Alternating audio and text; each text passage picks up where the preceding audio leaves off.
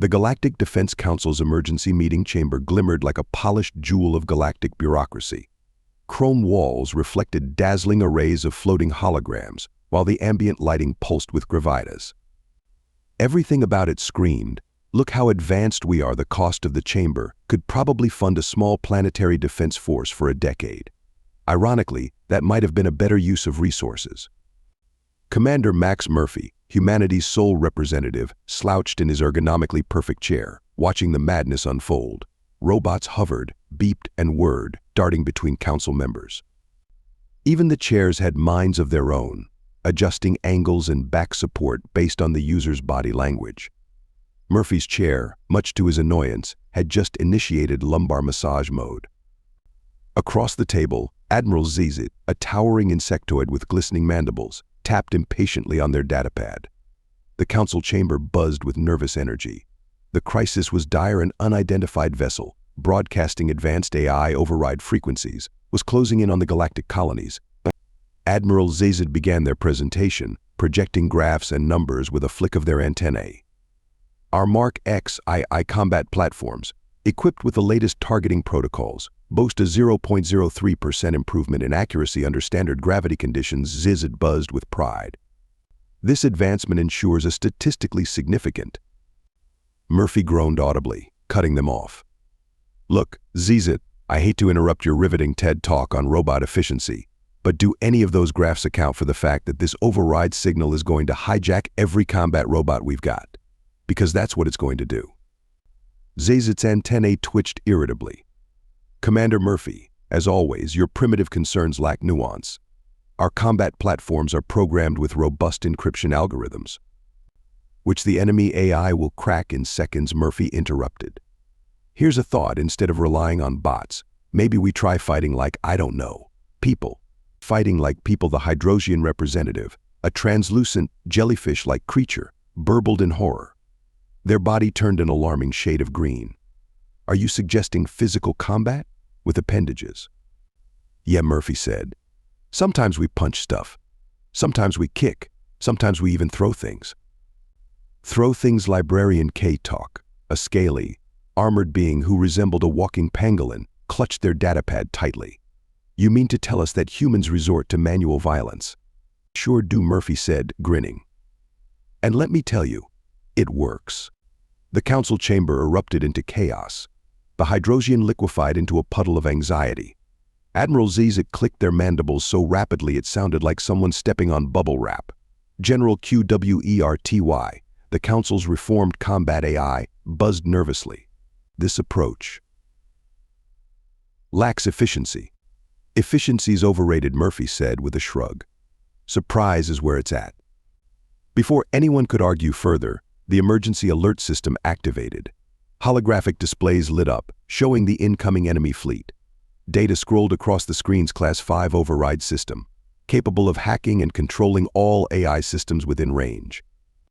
The Council's prized robotic forces were about to become the enemy's biggest weapon. "Well," Murphy said, leaning back in his annoyingly supportive chair, "guess it's time to call in some human ingenuity." The next day, Murphy stood in the training facility, waiting for the arrival of his ace in the hole, Lieutenant Jazz Cooper. A former Special Forces operative, Cooper was infamous for her unorthodox combat methods. She arrived with a duffel bag slung over one shoulder, exuding an aura of confidence that could knock down walls. "Lieutenant Cooper, reporting for duty," she barked, dropping her duffel bag with a loud thud. Various items spilled out: a cricket bat labeled Plan B, rolls of duct tape, a coil of rope, and most baffling, a rubber chicken. Admiral Zz't, who had insisted on attending, recoiled in horror. "Is that a poultry imitation?"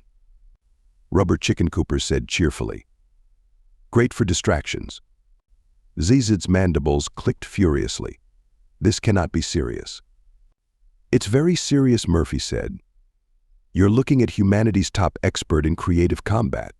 Creative Librarian K'tok asked warily, adjusting their spectacles.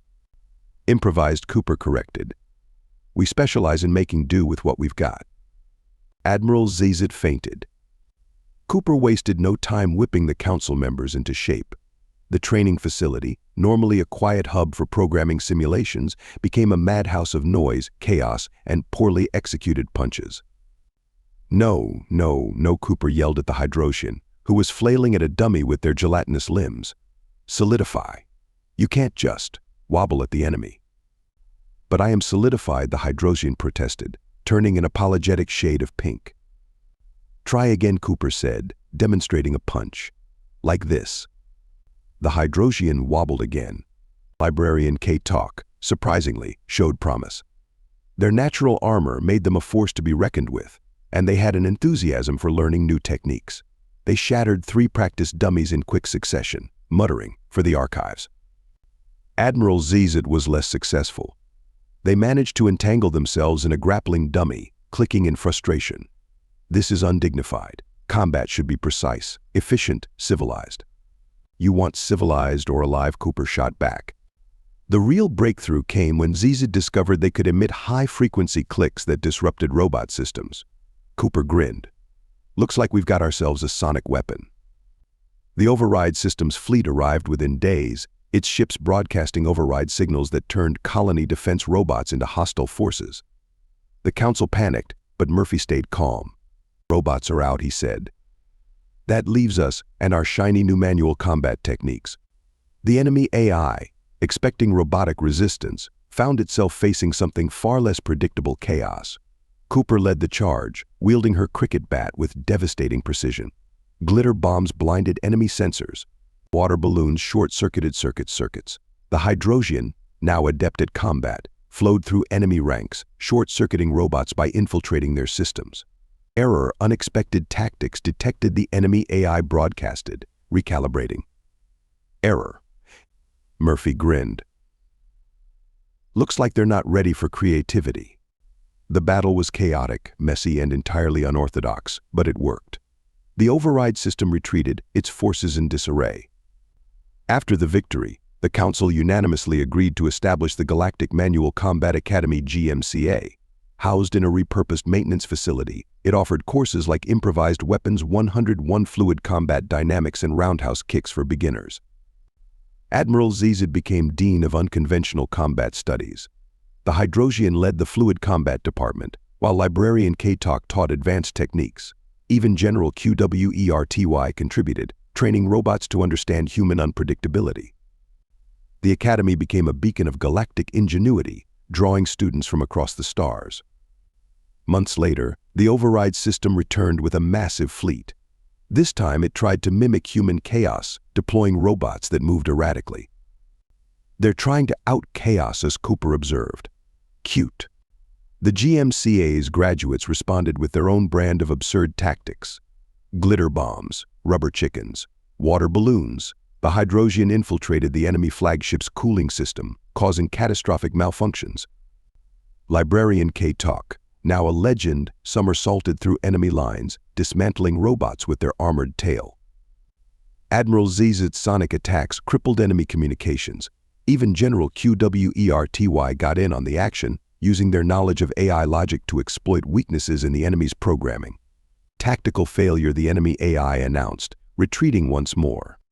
The GMCA became the galaxy's premier combat academy. Its motto, creativity beats code. Murphy, Cooper, and their team proved that sometimes the simplest solutions, rubber chickens and cricket bats included, could defeat even the most advanced technology. As Cooper prepared for her next class, armed with paintball guns and duct tape, Murphy grinned. The galaxy's not ready for this. They weren't ready for glitter bombs either, Cooper said with a smirk. And somewhere, a defeated AI sulked, still trying to compute how it had lost to poultry and glitter.